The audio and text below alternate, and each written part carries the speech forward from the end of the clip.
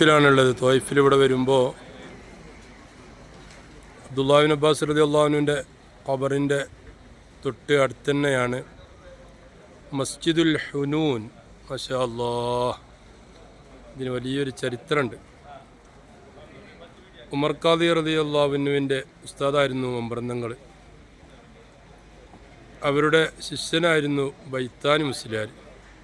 ഉമർ ഖാദി ഇങ്ങനെ എല്ലായിടത്തുനിന്ന് കാശ് പിരിക്കും, ഒരു പള്ളി ഉണ്ടാക്കാനാന്ന് പറഞ്ഞിട്ട്. എന്നാൽ പള്ളി കാണുന്നില്ല. അങ്ങനെ ഒരു ദിവസം മമ്പ്രന്തങ്ങളോട് പറഞ്ഞു, ഉമർ ഖാദി ഇങ്ങനെ കുറേ കാശ് പിരിക്കുന്നുണ്ട്, പള്ളി കാണണമെന്നില്ല, അപ്പോൾ നിങ്ങൾ ഹജ്ജിന് പോയിക്കളി, അവിടുന്ന് കണ്ടോളൂ എന്ന് പറഞ്ഞു. അങ്ങനെ ഹജ്ജിന് വന്ന സമയത്താണ്